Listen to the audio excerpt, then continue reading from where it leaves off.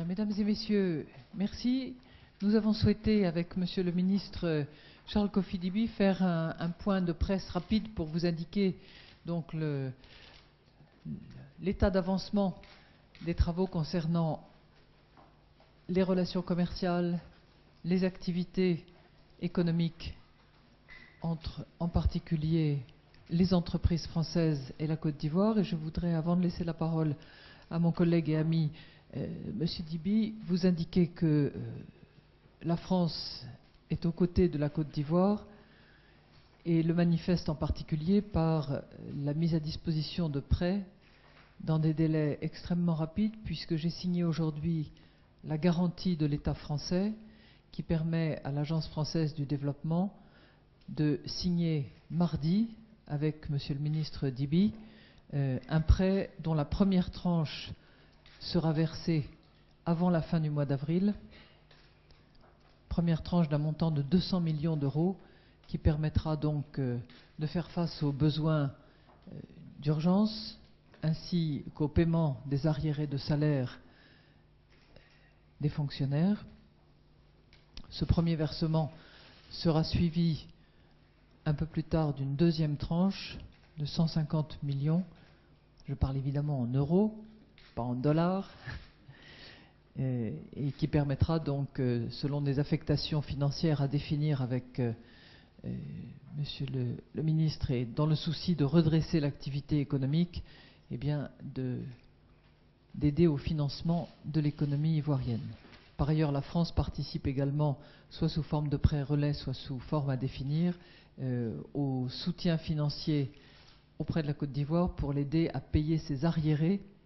auprès des bailleurs multilatéraux afin de remettre la Côte d'Ivoire en état de se financer dans des conditions appropriées. Voilà, je vais peut-être vous laisser la parole.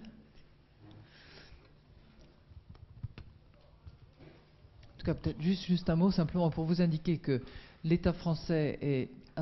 à la fois admiratif de l'effort engagé, bien conscient de la difficulté et du courage dont fait preuve le gouvernement de Monsieur le Président Ouattara et de l'ensemble de son équipe, et sera évidemment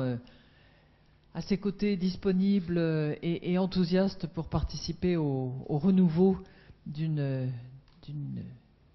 belle page d'histoire de la Côte d'Ivoire.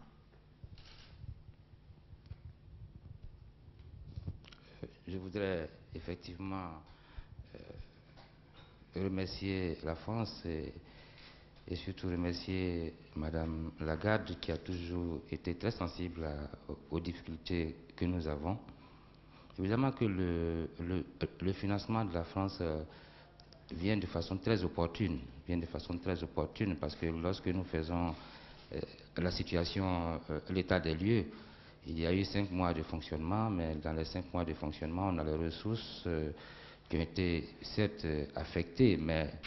les dépenses sont là et nous arrivons dans une situation où il y a des difficultés énormes et des arriérés auxquels il faut faire face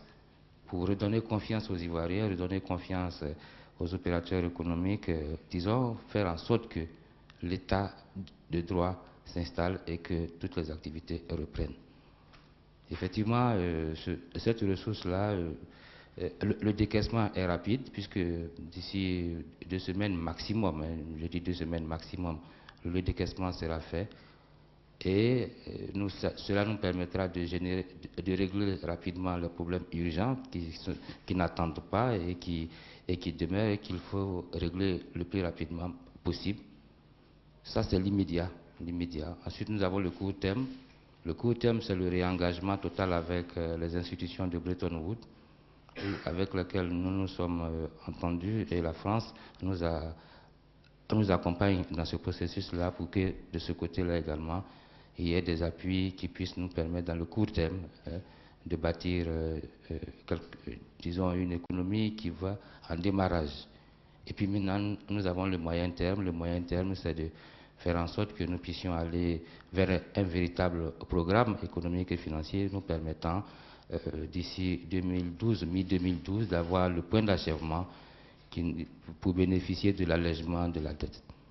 Et puis nous avons le long terme, où si nous avons une économie dynamique, et comme nous souhaitons l'avoir, c'est de faire en sorte que d'ici quelques années, la Côte d'Ivoire renoue totalement avec la croissance et que le développement réel s'installe pour que chaque habitant de la Côte d'Ivoire se sente très à l'aise et que, évidemment, chacun retrouve sa dignité. Je précise que l'économie ivoirienne fait partie d'une économie sous-régionale. L'importance de notre économie est faite en sorte que, à travers l'économie sous-régionale, nous jouons un rôle très important. En clair, une grave récession de l'économie ivoirienne se ressent sur l'ensemble de la sous-région